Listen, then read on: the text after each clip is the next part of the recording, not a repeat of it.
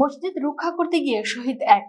পশ্চিমবঙ্গে মসজিদ ও মুসলিম সম্পত্তিতে হামলার চাঞ্চল্যকর তথ্য।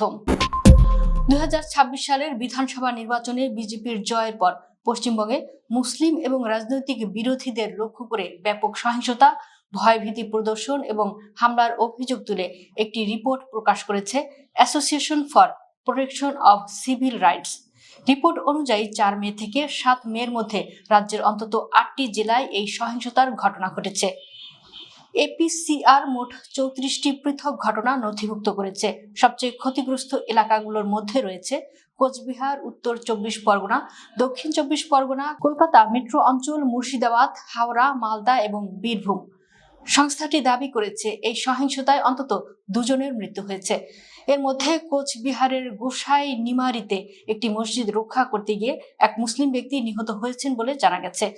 মসজিদ, মুসলিমদের বাড়ি, দোকান এবং মাংসের ব্যবসা লক্ষ্য করে হামলা। এসসিপিআর অভিযোগ করেছে যে রাজনৈতিক মিছিল এবং সংঘর্ষের সময় বেশ কয়েকটি মসজিদে হামলা চালানো হয়েছে।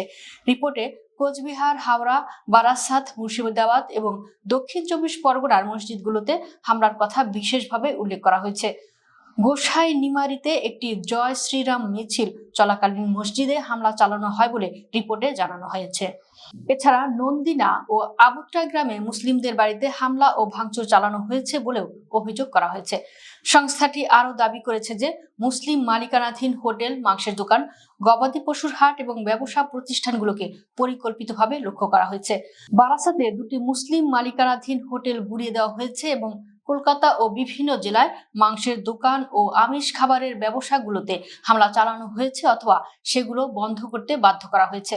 রিপোর্ট অনুযায়ী অন্তত 54টি সম্পত্তি ক্ষতিগ্রস্ত হয়েছে এবং প্রায় 50 জন মুসলিম সরাসরি শারীরিক, অর্থনৈতিক বা মানসিকভাবে ক্ষতিগ্রস্ত হয়েছেন।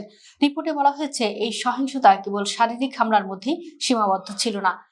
এপিসিআর দাবি করেছে যে হাওড়ার কিছু অংশে মুসলিম নারীদের হিজাব পরতে বাধা দেওয়া হয়েছে এবং গবাদি পশু ব্যবসায়ী ও কসাইখানায় হুমকি দেওয়া হয়েছে, যার ফলে বেশ কয়েকটি পশুর হাট বন্ধ হয়ে গেছে।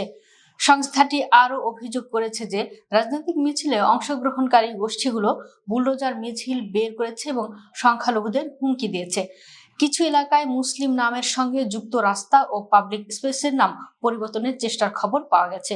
উদাহরণ হিসেবে এপিসিআর সানাউল্লাহ মঞ্চ, এনপাড়া মসজিদ, বাড়ি রোড এবং সিরাজউদ্দৌলা উদ্যানের নাম পরিবর্তনের চেষ্টার কথা উল্লেখ করা হয়েছে। মুসলিমদের উপর হামলার পাশাপাশি সর্বভারতীয় তৃণমূল কংগ্রেসের সঙ্গে যুক্ত কার্যালয় ও বাসভবনে হামলার ঘটনাও রিপোর্টে নথিভুক্ত করা হয়েছে। এতে দাবি করা হয়েছে যে নির্বাচনের ফলাফলের পর তৃণমূল কংগ্রেসের বেশ কয়েকটি কার্যালয় দখল বা ভাঙচুর করা হয়েছে। অভিযোগ করা হয়েছে যে কিছু এলাকায় বিজেপির বিজয় মিছিলে রাজনৈতিক বিরোধী এবং সংখ্যালঘু গোষ্ঠীগুলোর বিরুদ্ধে আপত্তিকর স্লোগান ও হুমকি দেওয়া হয়েছে। এপিসিআর জানিয়েছে মূল ধারার গণমাধ্যমে এই খবরগুলো সীমিতভাবে প্রকাশিত হওয়ায় তারা স্থানীয় সূত্রের মাধ্যমে এই তথ্যগুলো সংগ্রহ করেছে।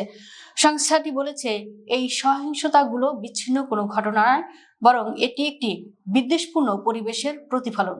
তাদের মতে এই হামলাগুলো সুসংগঠিত এবং লক্ষ্যবস্তু ভিত্তিক ছিল, বিশেষ করে মুসলিম মালিকানাধীন সম্পত্তি, ধর্মীয় স্থান এবং আমিষ খাদ্য ব্যবসার সঙ্গে যুক্ত প্রতিষ্ঠানগুলোকে টার্গেট করা হয়েছে।